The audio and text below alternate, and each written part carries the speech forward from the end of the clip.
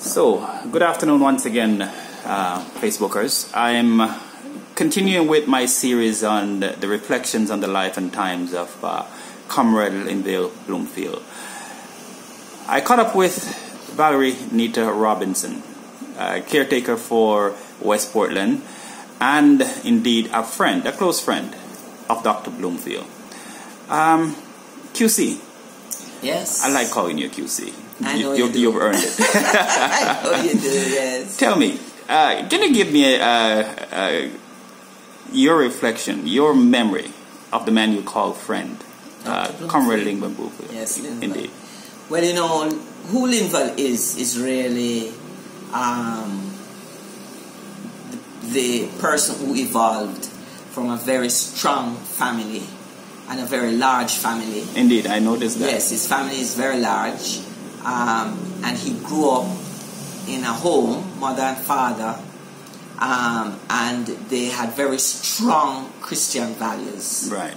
I learned recently he was a deacon.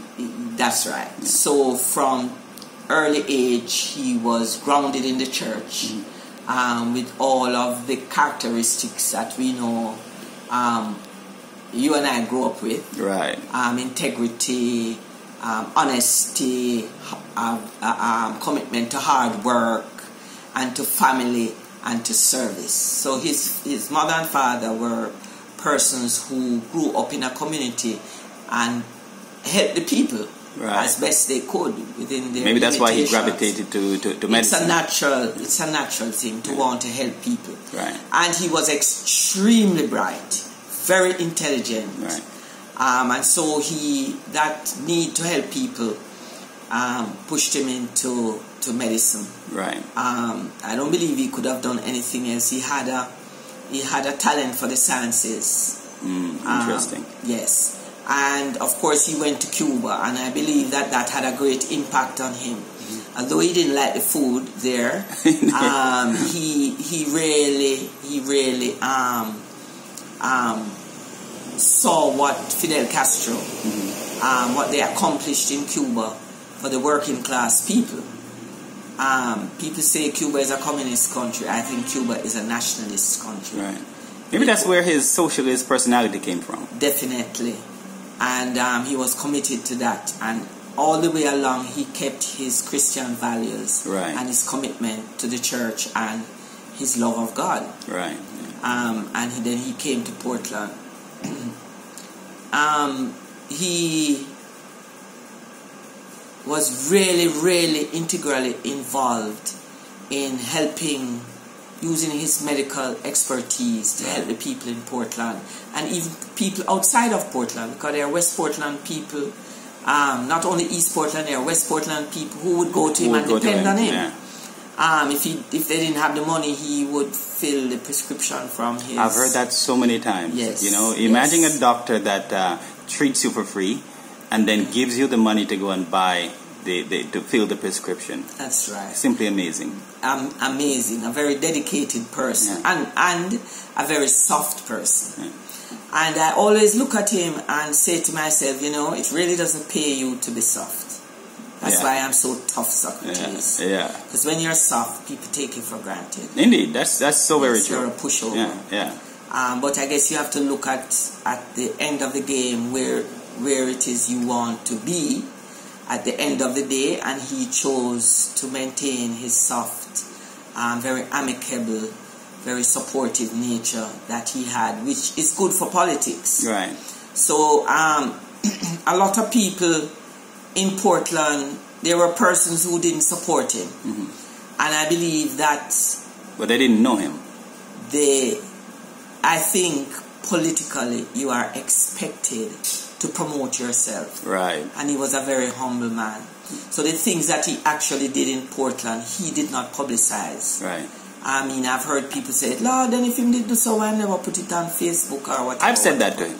Right. So, but he wasn't that kind of person. He did things quietly, and he didn't want to be any acclamation handed out to him for doing it. Right. That was just in his nature. We will miss him tremendously. I am happy that the Portlanders have shown their love and regard for him. and I believe we must secure his memory. On the morning of his death, I remember you were one of the first persons I spoke to, one of the first persons who found your way out there. As his friend, how did you feel being there? I was devastated, and I still am devastated. I mean, to the point where when I went there, I understand, people were out there drinking. It would appear that they were making merry.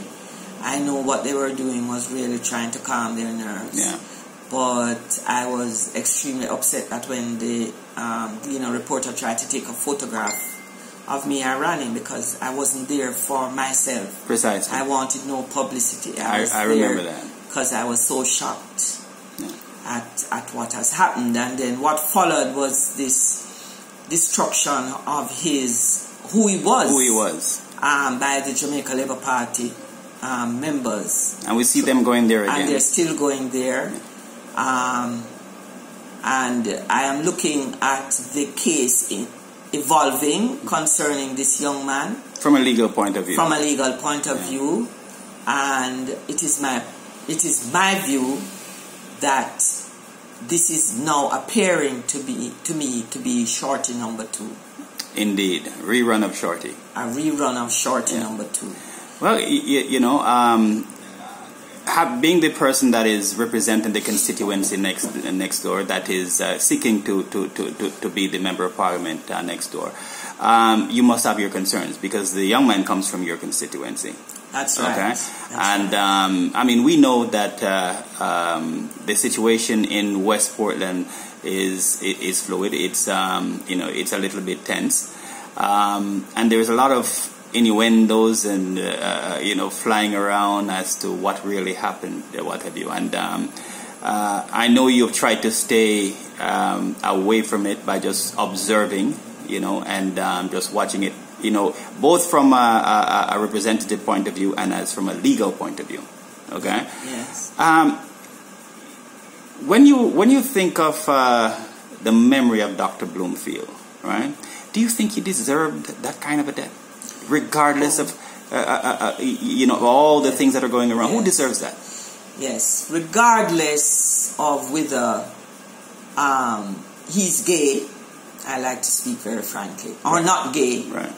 He was a man who served his community, and the thing about it is that he's not a person who offended anybody. Indeed, he would try to help. So I don't understand how anybody would have killed him because they wanted something and he didn't give them. It's just inconsistent with who he was. And I don't believe it, and I don't accept it. And I can tell you from my experience very firmly that there are many cases in Jamaica where persons have been convicted and the whole story is a lie. I'm thinking of fabricated evidence. Fabricated evidence. I'm thinking of one now where the person is serving a sentence for murder, and believe it or not, he never did it. And how that information came to me a year after from persons who knew what really happened and who because they fell out with other people, they came to and revealed it to me. Indeed. Let me ask you. So I know from experience that what you see... And you've had mountains of experience. Oh yeah, man. And sometimes what you see is not what it's there. It's a mirage. Let me ask you a question, and you don't have to answer. We saw where from the get-go of the investigation, journalists have been leaking information and putting things out there in the media. You would get the impression that they got that from investigating officers or what have you. Is that ethical? No, it is not ethical. And I will tell you this. Most investigating officers do not reveal information because remember they come there is a person to whom they report. Right. And they are required to keep certain material confidential. So I know some of the information that was published in newspapers. Some of it is not true. I know as a fact it's not true. So from a legal point of view. So people were making up things. To sensationalize. No. Well, you know, it's more than sensationalism. It is to serve their own ends. Indeed. So we don't know who their masters are, yeah. but we can make a good guess who their masters are, yeah. who are manipulating them. Yeah. And one of the things I'm very concerned about, and for all of you who are watching this video, we must insist that our journalists be journalists, or we must not support them. The ethical journalists. Yes. Those who carry news that is false, that does not involve investigative journalism, we must reject them, and we must reject them now, because no nation can survive, no country as small as Jamaica can survive upon false news. Indeed. We rely on our journalists to tell us what they have found out, and you know they have their Press Association of Jamaica they have their rules of ethics. So you can't put out something there unless your source is reliable. Indeed. Because then what you're feeding to the public is false information. Indeed. That people will react to. I really am distressed about that aspect of our country. And so should every Jamaican. Yes, I burst through my mind, who is the journalist in Jamaica in this era that I would commend, and I'm still searching. Very few. I'm still searching. Indeed. In closing, let me ask you this: to the memory of Comrade Bloomfield and the way forward, the party has chosen as his successor young Damien Crawford. In my mind, the perfect choice, the obvious choice. How do you feel about that? And what advice would you offer to both the people of Portland and to young Damien Crawford? Okay, well, I might be viewed as biased because, you know, I was his campaign manager in his first election. Okay, right. Indeed. Excellent young man with a great vision and a gift for communicating with people. And, of course, a hard worker. I would encourage Damien. I think he's a perfect choice for East Portland. It is a constituency where the people are hardworking. The party structure is in place there, very strong party structure. And the people in Portland themselves are very peaceful people. Indeed. Damien will like that kind of atmosphere because he's a very peace-loving person himself. He's not a person given to fighting and harsh words and I can attest to that. Yes, indeed, I saw the reception given to him last night, and I would tell you, the people of Portland has warmed to Damien Crawford. Yes. Yeah. And to the people of Portland, I would say, remain calm, follow our campaign rules, because those who are in charge of the campaign are seasoned persons. Don't panic, just put in the work for the party support, the party workers, for the supporters. Damien is the perfect man for you. And there you go. A fitting way to end this conversation. Miss Valerie Neita-Robertson, QC for all. I want to thank you very much for this few minutes. And I couldn't end without saying, go for it in West Portland. Definitely, with Damien to back me, we're going to make a team. Secure the borders. Secure the borders. Thank you very much. You're welcome.